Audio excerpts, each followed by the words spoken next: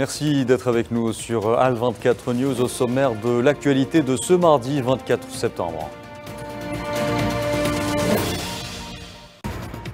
Le bilan des victimes des bombardements continu de l'entité sioniste sur diverses régions du Liban s'alourdit à 558 martyrs et près de 1900 blessés.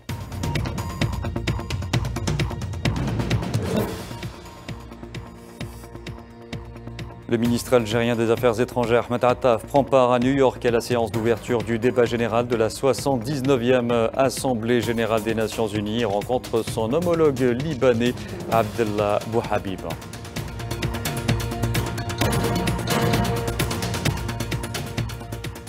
Tout comme dans la bande de Gaza, les écoles libanaises se transforment en centres d'accueil pour réfugiés. Celles de Beyrouth et Saïda font face à un afflux massif de réfugiés venus du sud.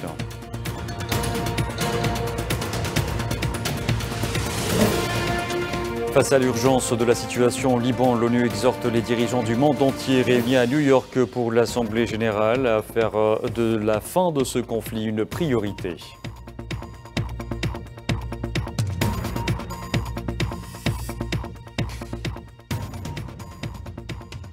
Et puis le bilan, l'entité sioniste poursuit son agression génocidaire contre les Palestiniens dans la bande de Gaza où le bilan des victimes s'alourdit à la 41e 41 467 martyrs et 95 921 blessés depuis le 7 octobre.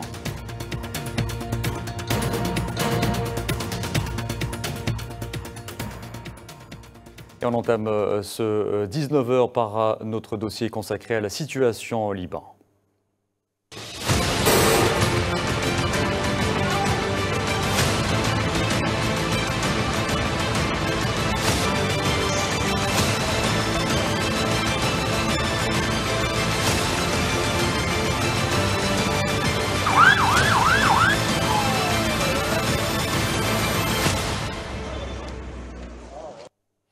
Bonsoir à tous. L'entité sioniste continue de pilonner le Liban, particulièrement le sud et l'est du pays. Ces agressions ont fait depuis hier 558 martyrs et 1835 blessés. Parmi ces victimes figurent une cinquantaine d'enfants et près d'une centaine de femmes, selon le centre des opérations d'urgence du ministère libanais de la Santé dans un nouveau décompte.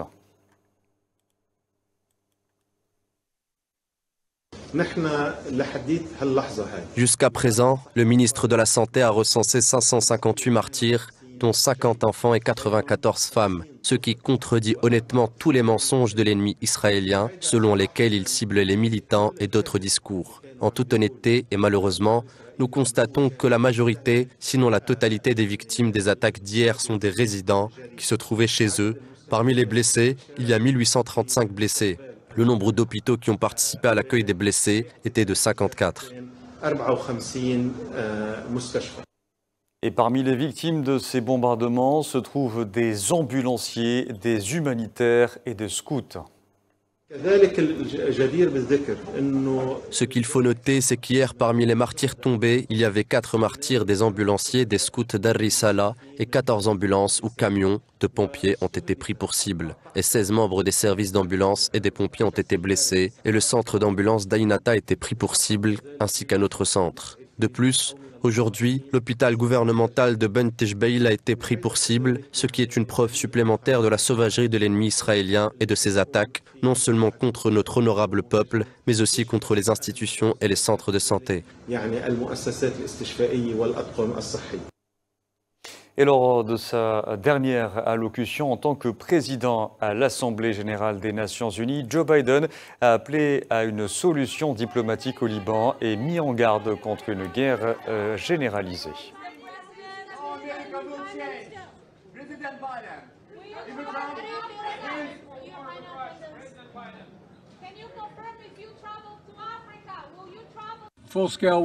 Une guerre généralisée n'est dans l'intérêt de personne, même si la situation s'est aggravée. Une solution diplomatique est toujours possible. En fait, cela reste la seule voie vers une sécurité durable pour permettre aux habitants des deux pays de retourner chez eux, près de la frontière, en toute sécurité. C'est ce à quoi nous travaillons sans relâche.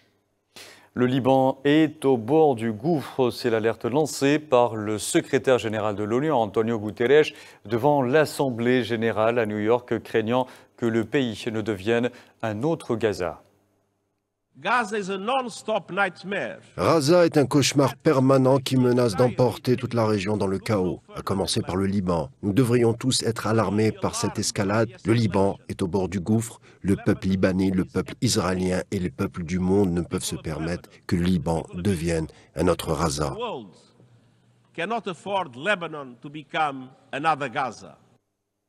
Et c'est dans ce contexte que le ministre algérien des Affaires étrangères Ahmed Attaf a pris part ce mardi à New York à la séance d'ouverture du débat général de la 79e session de l'Assemblée générale des Nations unies, prévue jusqu'au 30 septembre et placée sous le thème « Agir ensemble pour la paix, le développement durable et la dignité humaine des générations présentes et futures ». Lors du débat général, la lumière devrait être projetée sur plusieurs questions prioritaires pour l'Algérie, à l'instar de la cause palestinienne et du parachèvement du processus de décolonisation, ainsi que sur les questions inhérentes aux défis sécuritaires, de développement et environnemental auxquels est confrontée l'humanité en général.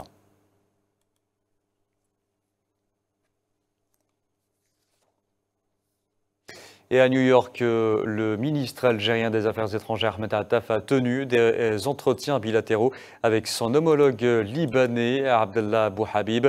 Au cours de cette rencontre, Attaf a exprimé à son homologue libanais la dénonciation de l'Algérie et sa ferme condamnation de l'agression brutale de l'entité sioniste contre le Liban, réitérant le plein soutien et la solidarité de l'Algérie avec la partie libanaise dans ces circonstances difficiles et exceptionnelles.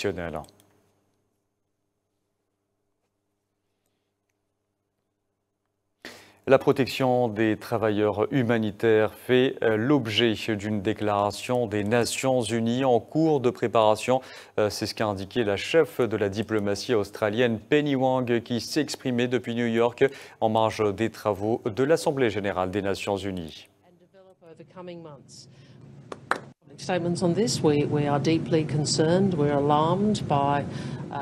Nous sommes profondément préoccupés, nous sommes alarmés par l'escalade et la perte de vie civile, tant au Liban que dans les autres attaques. Nous avons toujours dit que nous souhaitions une désescalade. Nous pensons qu'un conflit régional plus large n'est dans l'intérêt d'aucun des peuples de la région. Ce soir, les ministres ont approuvé la création d'un groupe ministériel pour la protection du personnel humanitaire chargé de faire respecter et de défendre le droit humanitaire international et de prendre des mesures pour protéger les travailleurs humanitaires dans les zones de conflit. Malheureusement, 2023 a été l'année la plus meurtrière jamais enregistrée pour les humanitaires, avec plus de 280 morts, mais 2024 est en passe d'être la pire.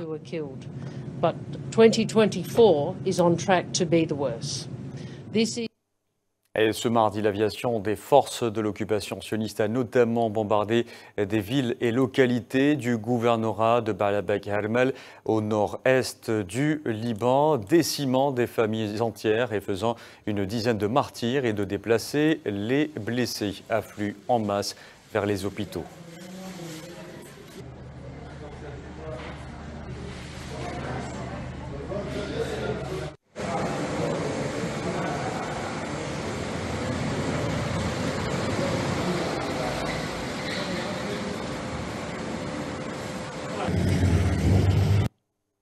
Et cette agression vire au massacre de civils. 90% des blessés victimes des bombardements de l'entité sioniste au Liban sont des enfants. Leurs blessures vont des brûlures aux fractures ouvertes.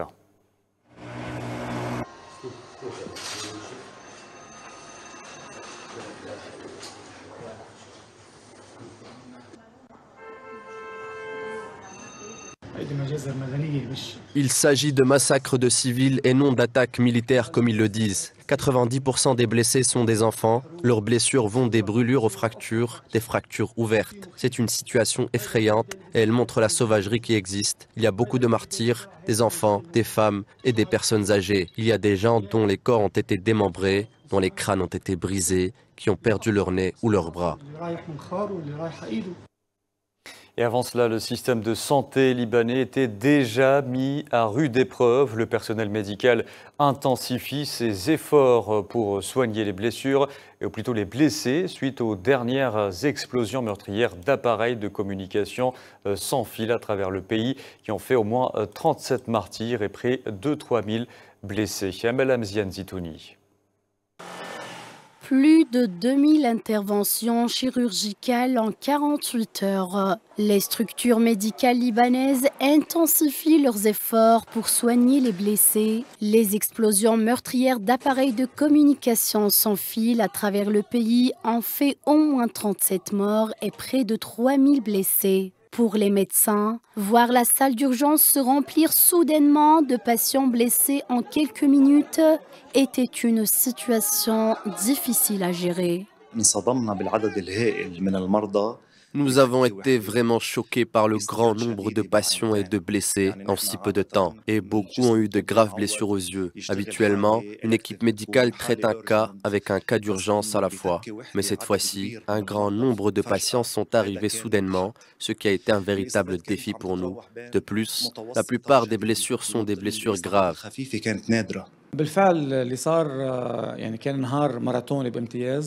Les explosions ont eu lieu alors qu'un marathon était en cours, ce qui était plus que difficile. N'importe quel système de santé au monde n'aurait pu gérer une telle pression avec 4000 blessés en une seule minute. Pourtant, le personnel médical est bien formé pour réagir efficacement en cas de blessures graves ou en cas de guerre. Les services de la zone verte et de la zone rouge étaient prêts à évaluer les cas d'urgence s'il fallait envoyer les blessés immédiatement au bloc opératoire ou traiter les patients aux urgences.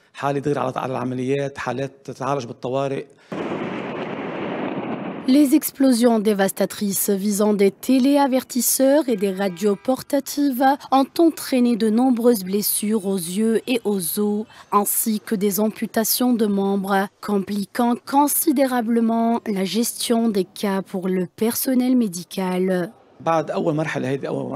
Les interventions chirurgicales au stade initial se concentrent sur les premiers soins et les sauvetages des blessés, tandis que de nombreux patients doivent subir une chirurgie réparatrice ou esthétique, ce qui prend beaucoup de temps.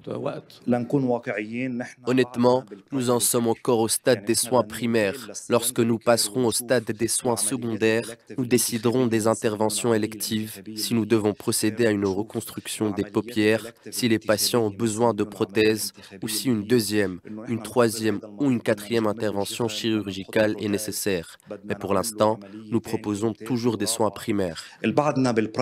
La brusque escalade des hostilités entre l'entité sioniste et le Hezbollah au Liban font inquiéter la scène internationale. Le secrétaire général de l'ONU, Antonio Guterres, alerte aujourd'hui que le Liban est au bord du gouffre, en craignant que le pays ne devienne un autre Gaza. Et face à l'afflux de patients, les établissements sanitaires libanais doivent désormais s'adapter. L'hôpital universitaire Rafiq Hariri de Beyrouth a annoncé l'ouverture de nouveaux services spécialement conçus pour les blessés de guerre. Iman Merad.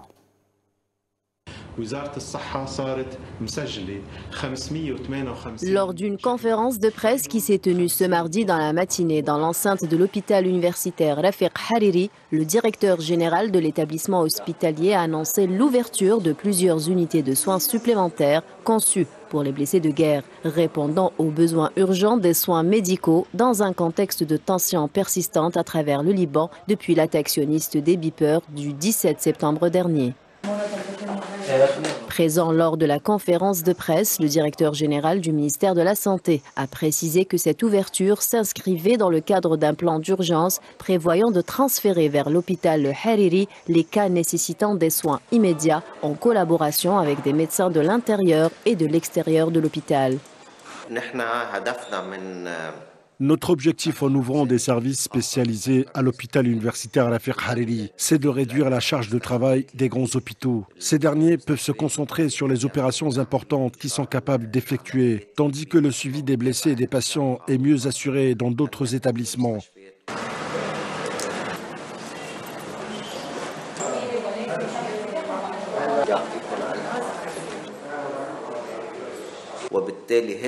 C'est le plan que le ministre a proposé pour surveiller les blessés après la guerre au Liban. Il ne fait aucun doute que nous sommes confrontés à une guerre, l'une des guerres les plus brutales de l'histoire de l'humanité. Au Liban, nous avons près de 3000 blessés en seulement 10 minutes à cause des attaques de téléavertisseurs et de talkie-walkie de la semaine dernière.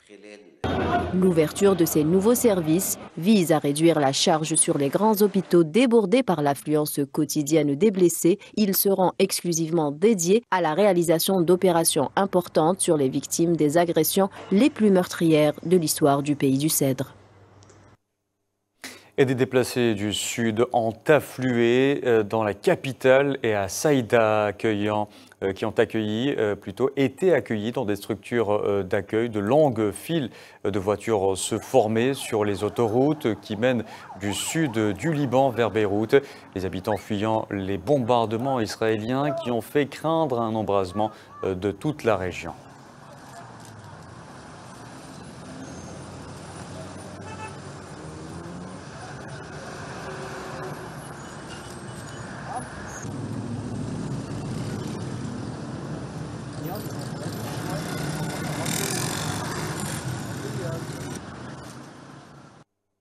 Et les Nations Unies ont indiqué ce mardi être extrêmement alarmées par la brusque escalade au Liban où des dizaines de milliers de personnes ont fui les violences cette semaine.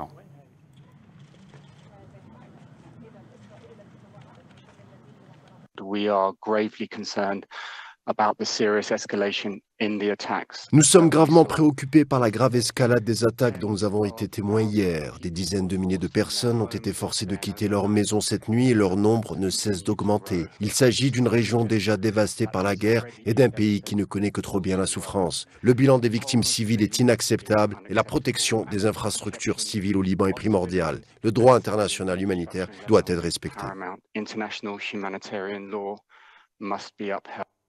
Et je vous en parlais en titre, à l'instar des habitants de la bande de Gaza, les déplacés du sud du Liban se ruent vers les écoles pour se réfugier, des abris pas forcément sûrs, puisque l'entité sioniste n'hésite pas à s'y attaquer dans l'enclave palestinienne. Sohila Kilal. Des kilomètres de bouchons, cap vers le nord. Ces véhicules transportent des milliers de personnes ayant fui les bombardements sionistes qui visent depuis une semaine le sud du Liban. Des images familières qui rappellent tragiquement les déplacements massifs des civils de Gaza depuis le début du génocide sioniste le 7 octobre 2023. À Saïda, ville située à une cinquantaine de kilomètres de la capitale Beyrouth, des structures d'accueil ont été ouvertes pour recevoir les premiers flux de déplacés libanais. Depuis le début des bombardements de l'ennemi israélien, nous n'étions pas partis. Mais lorsque les frappes se sont intensifiées et rapprochées, les enfants ont eu peur et nous avons décidé de partir. Si ce n'est pas les enfants, je ne serai jamais parti. Les frappes sont devenues plus fréquentes, alors nous avons quitté notre maison. J'ai dit à ma femme, partons parce que la situation est inhabituelle. Même chose du côté de la capitale Beyrouth, où des écoles ont été transformées en abris temporaires pour accueillir le flux important de déplacés libanais, poussés à fuir par les violents bombardements sionistes. Les premières familles arrivées commencent à prendre timidement leur marque dans leur nouveau lieu de vie, tout en espérant pouvoir rentrer chez elles le plus rapidement possible. Nous avons pris la route à 10 h du matin. Nous sommes arrivés ici à minuit. La circulation était très dense et nous avons rencontré de nombreuses difficultés en chemin. Nous avons décidé de partir lorsque nous avons vu tout le monde quitter la région où nous vivons. Les forces israéliennes l'avaient frappé peu de temps auparavant. Je n'avais donc pas d'autre choix que d'emmener ma femme et ma fille sur mon vélo. Entre 18 h et 6 h du matin, environ 6000 personnes sont arrivées dans ce centre. Nous avons commencé à gérer les arrivées en commençant par ce centre qui peut accueillir 1000 personnes. Puis nous avons déplacé les autres vers l'abri de l'école. Un an de génocide à Gaza n'a pas suffi à calmer les pulsions meurtrières du dénommé Netanyahou et son armée. Les tentacules de cette machine de guerre semblent vouloir s'étendre à toute la région. Gaza, la Cisjordanie, le Liban et la Syrie. Au rythme où vont les choses, le sioniste Netanyahou compte bien aller au bout de son plan machiavélique et faire feu de tout bois pour embraser le Proche et le Moyen-Orient. Et je vous le disais également en titre, face à l'urgence de la situation, la porte-parole du Haut-Commissariat des Nations Unies aux droits de l'homme a exhorté les dirigeants du monde entier réunis à New York pour l'Assemblée générale de l'ONU à faire de la fin de ce conflit une priorité.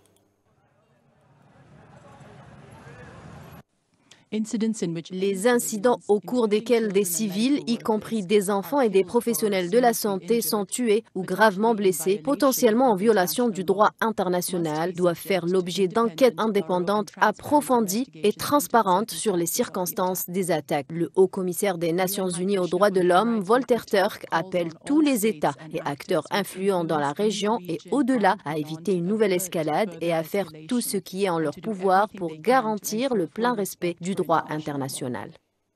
Les Nations Unies qui ont aussi exprimé leur inquiétude face aux tensions dans la région, craignant un embrasement. Ils ont aussi appelé à une désescalade immédiate. N'avons-nous rien appris de ce qui s'est passé à Gaza au cours de l'année écoulée? Nous sommes extrêmement préoccupés par cette situation. Cette situation se propage, ce n'est pas normal. C'est extrêmement anormal lorsque des personnes perdent la vue et que les hôpitaux ne sont pas en mesure de faire face au nombre d'amputations qu'ils doivent effectuer. Nous avons déjà entendu tout cela, n'est-ce pas, l'année dernière et tout au long de l'année écoulée. Ce n'est pas normal et cela doit cesser. Le haut-commissaire appelle à une escalade immédiate. L'Assemblée générale des Nations unies se réunit. Les dirigeants mondiaux se réunissent à New York. Ils doivent donner la priorité à la fin de ce conflit. Il faut un cessez-le-feu à Gaza. Les otages doivent être libérés et ce nouveau front du conflit doit être endigué. Et à propos des méthodes employées par les forces sionistes, la porte-parole du Haut-Commissariat des Nations Unies aux droits de l'homme a également appelé au respect du droit international humanitaire.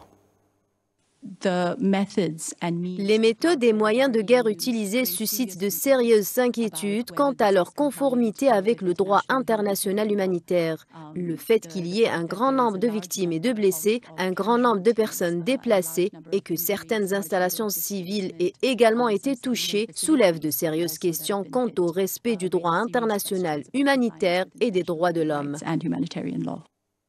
Et de son côté, le chef de la diplomatie européenne, Josep Borrell, a reconnu l'inefficacité des capacités diplomatiques déployées qui n'ont pas su arrêter la guerre, invitant à saisir l'opportunité qu'offrait l'Assemblée générale des Nations unies pour y remédier.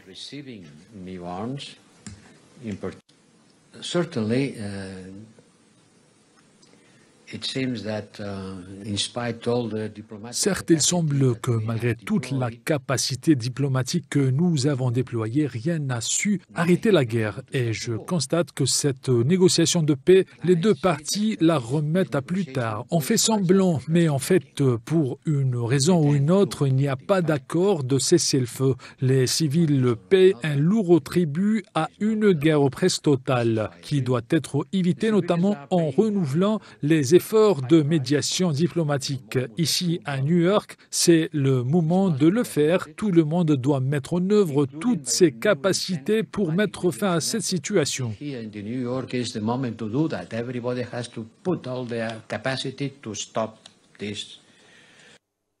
Josep Borrell, qui s'exprimait avant le début de l'Assemblée générale des Nations unies, a aussi fait le lien entre les développements qui surviennent à Gaza et dans le sud du Liban, disant craindre l'embrasement de la région. Nous devons continuer à demander un cessez-le-feu immédiat de l'autre côté de la ligne de démarcation, tout comme la situation à Gaza. Elles ne sont pas différentes, elles sont liées, elles sont étroitement liées. Ce qui se passe à Gaza déclenche d'autres scénarios de guerre au Liban, dans la mer Rouge et malheureusement, et nous n'en parlons pas assez en Cisjordanie. Condamnant cette agression, la Chine a indiqué être profondément choquée par les atteintes aux civils libanais par l'entité sioniste. Le porte-parole du ministère chinois des Affaires étrangères a d'ailleurs souligné que Pékin serait toujours aux côtés des frères arabes, dont le Liban. La Chine accorde une attention particulière aux tensions actuelles entre le Liban et Israël et est profondément choquée par le grand nombre de victimes causées par ces opérations militaires. La Chine s'oppose aux violations de la souveraineté et de la sécurité du Liban et s'oppose et condamne toutes les actions qui portent atteinte à des civils innocents. Nous appelons les parties concernées à prendre des mesures pour apaiser immédiatement la situation, empêcher une nouvelle escalade des tensions régionales et sauvegarder efficacement la paix et la stabilité au Moyen-Orient, ainsi que la sécurité et la vie des populations. Et on termine ce dossier consacré au Liban par ces images impressionnantes montrant le moment où une frappe de l'entité sioniste touche la maison du journaliste libanais Fadi Boudia dans la vallée de la Beqa lors d'une intervention en direct sur la chaîne de télévision irakienne E-News.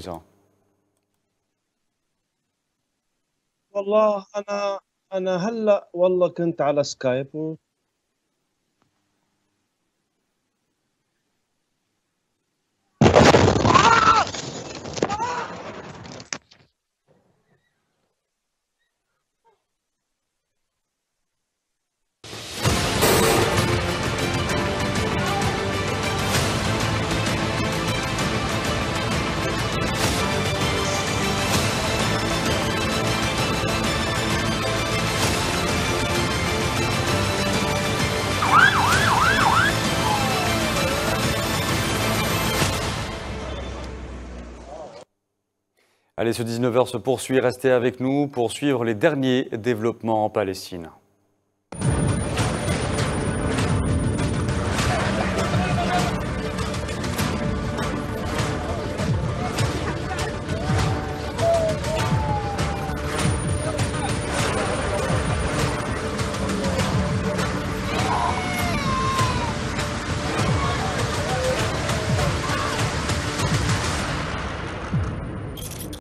Je vous en parlais également en titre, l'entité sioniste poursuit son agression génocidaire contre les Palestiniens dans la bande de Gaza pour le 354e jour consécutif ce mardi.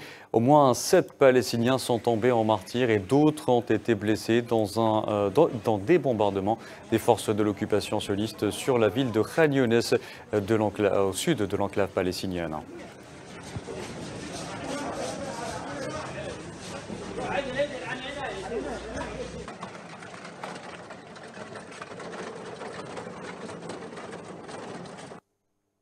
Et de nombreuses victimes d'une attaque des forces de l'occupation sioniste menée contre le camp d'Al-Bouraïj ont été transportées à l'hôpital des martyrs d'Al-Aqsa à Deir el-Balah après avoir été pris pour cible par un missile de drone.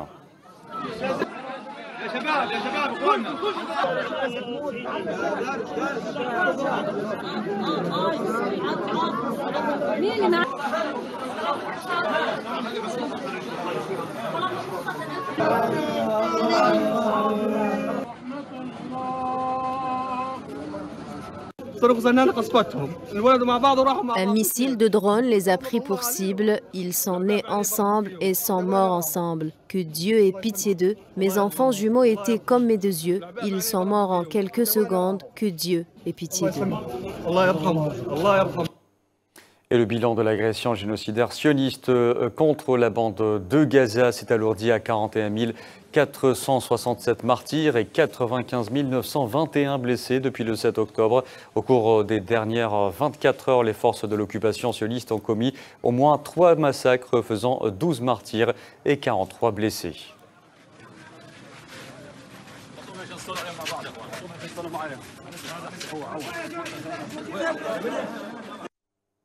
Au moins 86 Palestiniens sont tombés en martyrs en septembre à la suite des frappes des forces de l'occupation sioniste contre des écoles dans la bande de Gaza. C'est ce qu'a révélé un rapport du bureau du Haut Commissariat des Nations Unies aux droits de l'homme dans le territoire palestinien occupé.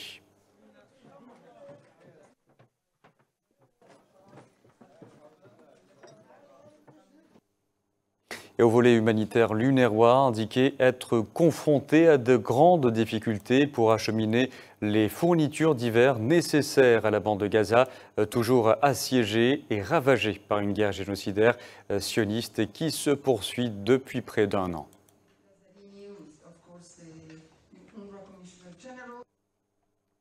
et dans l'objectif de dénoncer, de mettre et de crier contre la normalisation du Maroc avec l'entité sioniste. Des militants au Maroc ont annoncé l'organisation ce soir de manifestations devant le Parlement marocain à Rabat. Ces militants dénoncent également la poursuite par le Maroc de la conclusion d'accords avec l'entité sioniste. L'Algérie, par la voix de son ministre des Affaires étrangères, Ahmed Attaf, a appelé hier à New York le mouvement des non-alignés à poursuivre son précieux soutien à la cause palestinienne. Un appel lancé lors de la réunion ministérielle des membres de ce mouvement tenu en marge des travaux de la semaine de haut niveau de la 79e session de l'Assemblée générale des Nations unies. Asma Laïd. L'Algérie continue de consolider sa présence sur la scène internationale. Le ministre algérien des Affaires étrangères, Ahmed Attaf, a salué hier lundi depuis New York la position constante du mouvement des non-alignés en faveur de la cause palestinienne. Une déclaration faite lors de son allocution prononcée lors de la réunion ministérielle du mouvement des non-alignés tenue en marge des travaux de la semaine de haut niveau de la 79e session de l'Assemblée générale des Nations Unies.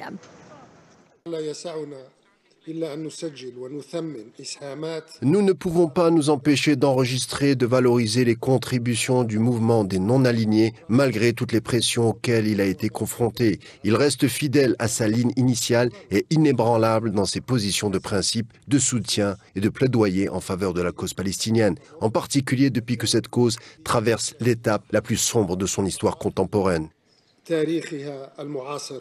Par ailleurs, le chef de la diplomatie algérienne a appelé à la tenue d'une conférence internationale pour la paix sous l'égide des Nations Unies en vue de mettre en place des mesures concrètes garantissant l'établissement de l'État palestinien indépendant. Mon pays appelle à mettre à profit les acquis diplomatiques réalisés pour la cause palestinienne afin de renforcer les perspectives d'une solution juste, pérenne et définitive au conflit arabo-israélien, et ce en accélérant la tenue d'une conférence internationale pour la paix sous l'égide des Nations Unies en vue de mettre en place des mesures concrètes garantissant l'établissement d'un État palestinien indépendant et souverain de manière irréversible. L'Algérie continue de consolider son activité diplomatique sur la scène internationale puisqu'elle est déjà présente dans les institutions internationales dans l'ONU depuis 1962, année de son indépendance, et œuvre aujourd'hui à consolider sa diplomatie.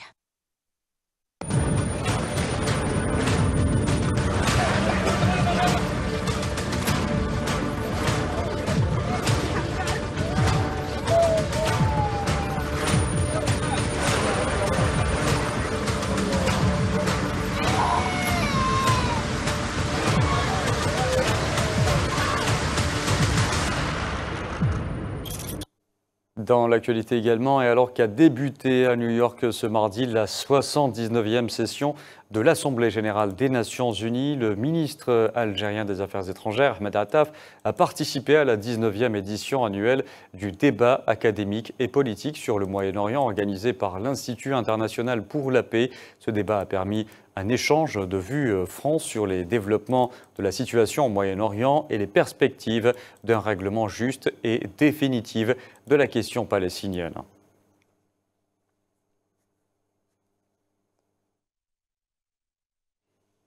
Par ailleurs, Ahmed Attaf a pris part à New York à la réunion consultative annuelle des ministres arabes des Affaires étrangères qui se tient en marge des travaux de la semaine de haut niveau de l'Assemblée générale des Nations unies. La rencontre a permis aux participants de se concerter sur les principales questions inscrites à l'ordre du jour de l'Assemblée générale et d'examiner l'évolution de la situation au Moyen-Orient à la lumière de la poursuite de la guerre génocidaire menée contre le peuple palestinien à Gaza et en Cisjordanie et de l'escalade israélienne incessante contre tous les pays de la région, notamment le Liban.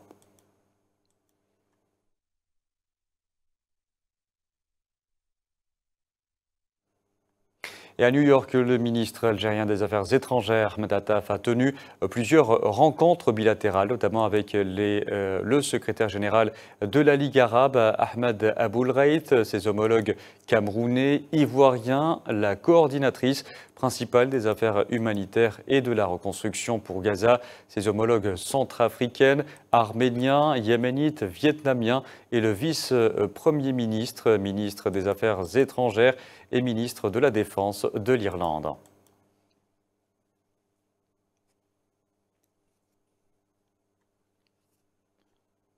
Dans l'actualité aussi, l'ambassade d'Arabie Saoudite en Algérie a célébré hier la 94e fête nationale saoudienne au Centre international des conférences à Alger, en présence du corps diplomatique accrédité en Algérie, de ministres et de hauts responsables. L'occasion pour l'ambassadeur saoudien Abdallah Ben Nasser Al-Boussiri de souligner la profondeur des relations algéro-saoudiennes et l'élargissement des perspectives de partenariat entre les deux pays. C'était dans une déclaration exclusive faite à Al-24 News.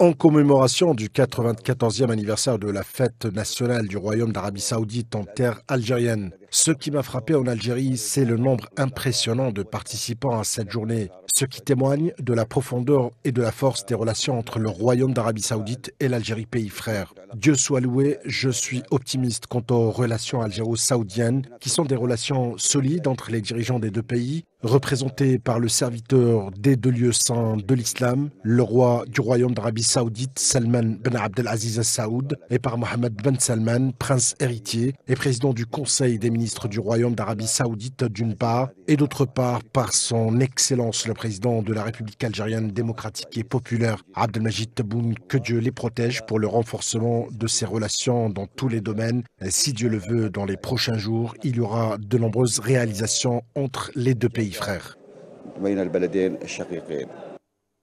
Sahara occidental, la société civile sahraoui a pointé du doigt la politique d'impunité qui, selon elle, permet au Maroc de poursuivre ses pratiques répressives contre le peuple du Sahara occidental tout en dénonçant l'inaction de la communauté internationale dans le processus de décolonisation de la dernière colonie d'Afrique. Mohamed Wali Ben Shaban.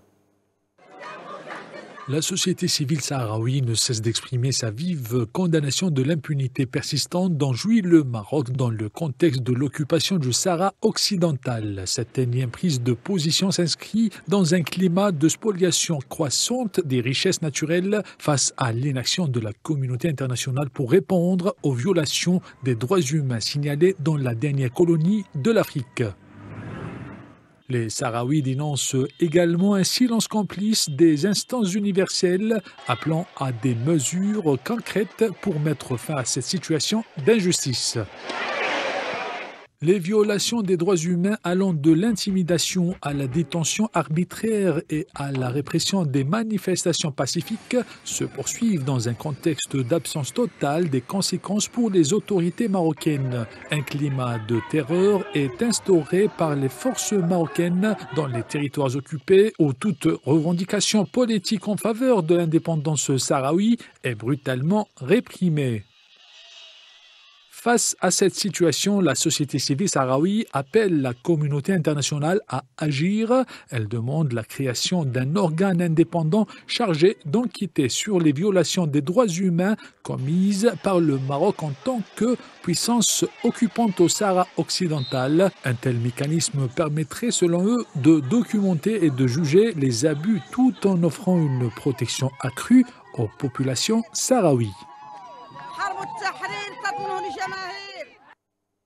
Et les exactions de l'occupant marocain à l'encontre du peuple sahraoui, une nouvelle fois pointées du doigt par les Nations Unies. C'est au tour du comité des disparitions forcées de se pencher sur les cas de ce genre au Sahara occidental. Tinhin Al-Makassi.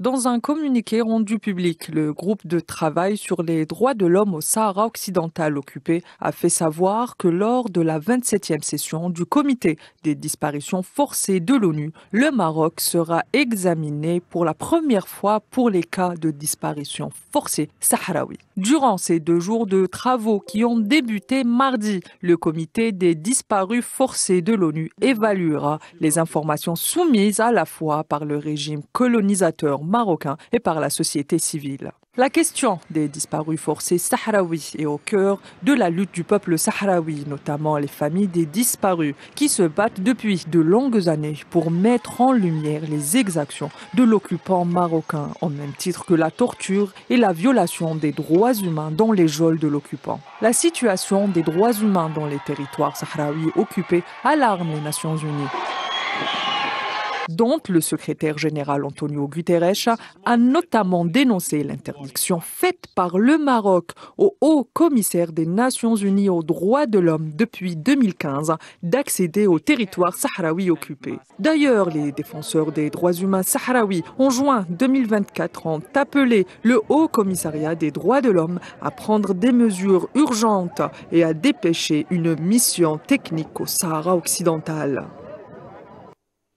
Le Maroc, où le bilan des victimes des inondations qui ont emporté un bus ce week-end dans le sud s'est alourdi à au moins 10 morts, tandis que 7 passagers du véhicule sont toujours portés disparus selon des médias. Un précédent bilan publié samedi faisait état de seulement 2 morts.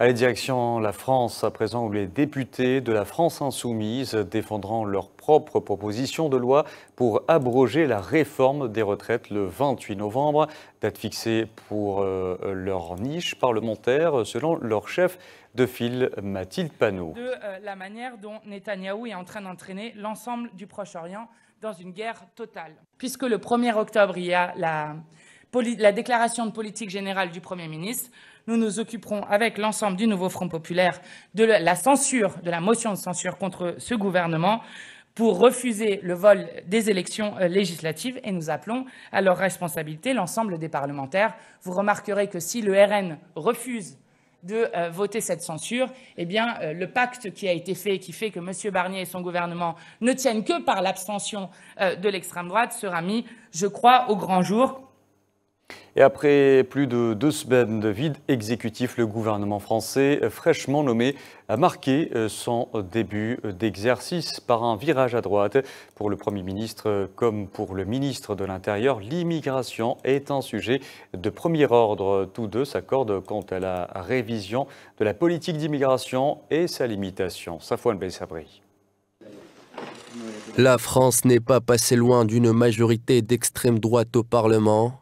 Il eût fallu une mobilisation massive de la gauche, une union extraordinaire du nouveau Front populaire, ainsi qu'un barrage républicain pour empêcher la digue de céder. Mais en échange d'une victoire relative des forces opposées à l'extrême droite, c'est un virage à tribord que prend toute la classe politique française, qui prend conscience de la vague d'extrême droite qui fait désormais 12 millions d'électeurs. Résultat des courses, des ministres trio volés, au profil plus ferme que leurs prédécesseurs, à l'image de Bruno Retailleau, nouveau ministre de l'Intérieur, qui fait rupture avec le politiquement correct. Pour lui, l'immigration n'est plus une chance pour la France, des propos que même Nicolas Sarkozy, passé par la place Beauvau, n'avait pas tenus. J'ai un objectif.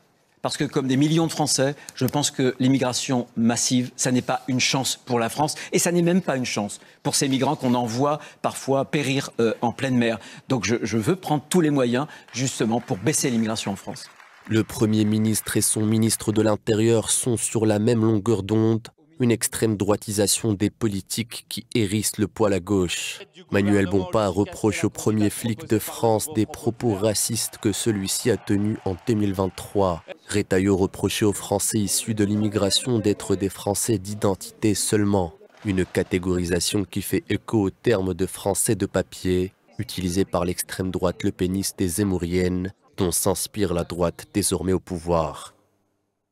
Aux États-Unis, cette fois, alors que les bulletins de vote par correspondance ont commencé à être envoyés depuis quelques jours maintenant, zoom dans cette édition sur le Wisconsin, un des États clés pour que la démocrate Kamala Harris et le républicain Donald Trump se disputeront ardemment le 5 novembre prochain. Karim Bouaziz. Si nous remportons le Wisconsin, nous remportons tout, dit Donald Trump. Une des raisons pour lesquelles la convention républicaine d'été s'est tenue à Milwaukee, la plus grande ville de l'État. Le camp démocrate compte également mettre les bouchées doubles pour l'emporter ici. Preuve en est, Kamala Harris participait à un rassemblement dans cette ville lorsque la convention de son propre parti l'a officiellement désignée comme candidat démocrate à l'élection présidentielle. Et oui, le Wisconsin fait partie des principaux États clés que se disputeront les candidats en lice. The Badger State, ou l'État des blaireaux, renvoie non pas à l'animal, mais au fait que les mineurs de l'État vivaient dans les caves qu'ils creusaient, un État faisant donc office de l'esprit pionnier, essence de l'Amérique, tout un symbole. Lors de la dernière élection, Joe Biden l'avait remporté ici par quelques 20 000 voix et des poussières, soit 0,6%. Ce n'est pas pour rien que la bataille politique ici déterminerait certainement le futur résident à la Maison-Blanche. Pas que, car ce swing state, intrigue qui a donné des cauchemars aux constitutionnalistes et autres analystes politiques américains en 2020, puisque c'est ici où Donald Trump a contesté les résultats définitifs. À quelques semaines du rendez-vous décisif, la pression sur les responsables électoraux va donc augmenter au fur et à mesure, même si la grande ville de Milwaukee a régulièrement opté pour le camp démocrate.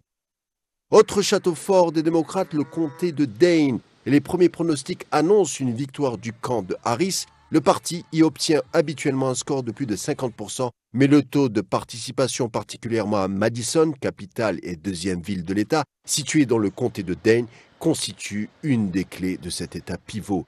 Une élection présidentielle où rien n'est joué à l'avance, qui risque surtout d'être serrée, mais peut-être que les indicateurs d'une victoire d'un camp ou d'un autre se trouvent au sein de ce territoire. Au Mexique, au moins 2 personnes sont mortes après le passage de l'ouragan John sur la côte pacifique du pays, selon les autorités, après que le phénomène météorologique a été rétrogradé au rang de tempête tropicale.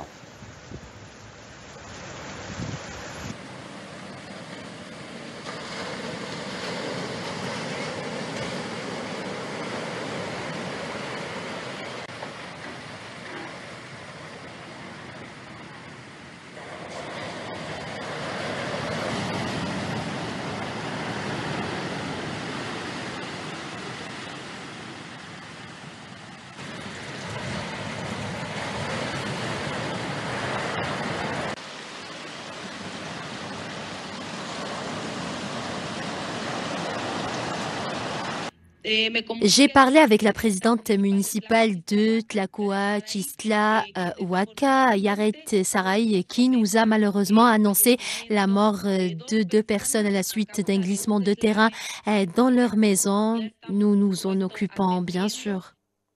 Et direction l'Asie, où la Banque centrale chinoise a annoncé ce mardi de nouvelles mesures de relance de la consommation et de l'immobilier, et ce, plus d'1 an et demi après la levée des restrictions sanitaires qui pénalisaient l'économie du géant asiatique.